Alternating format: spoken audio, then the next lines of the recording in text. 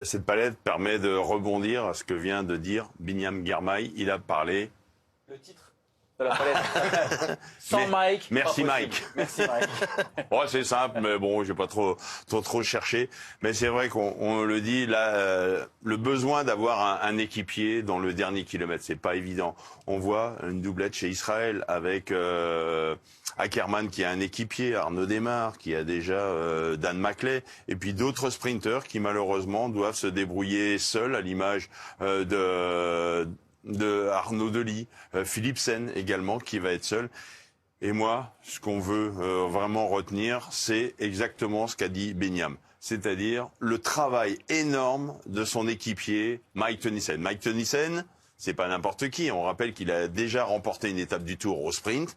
Il est là. Alors maintenant, on va essayer de se focaliser quand même sur ce petit duo. Parce que vous allez me dire, on est à 600, 700 mètres de la ligne. C'est pas la position idéale pour un porteur du maillot vert. Et on va suivre attentivement. Et puis, la confiance aveugle de Binyam Girmay. C'est pas un pur sprinter comme certains qui est capable de jouer des coudes. Mais là, on sent qu'il prend de l'envergure, Binyam Girmay. Et là, il va suivre la roue. Voilà. Il va pas se poser de questions. Et il y a des choix, et lui, il va se faire totalement confiance. Et regardez, ça va jouer des coudes. Il continue à y faire confiance. Il ne se préoccupe pas de Mark Cavendish. Il ne regarde que la roue arrière de Mike Teunissen. Et il l'a dit, Binyam, il va me déposer à quoi? En 5e, 6e position. Et puis l'intelligence de Mike Teunissen, parce que là, vous dites l'équipier, il va peut-être gêner Mike Teunissen. Et regardez, il a de l'expérience. Hop, un petit coup de coude. Il regarde un peu au-dessous le bras. Il laisse de l'ouverture. Et Binyam, eh bien lui, va se débrouiller seul dans les 200 derniers mètres.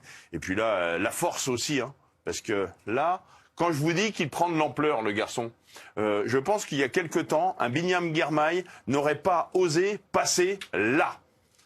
Un pur sprinter qui n'est pas très à l'aise va plutôt aller ici, en se disant qu'il y a quand même plus d'espace.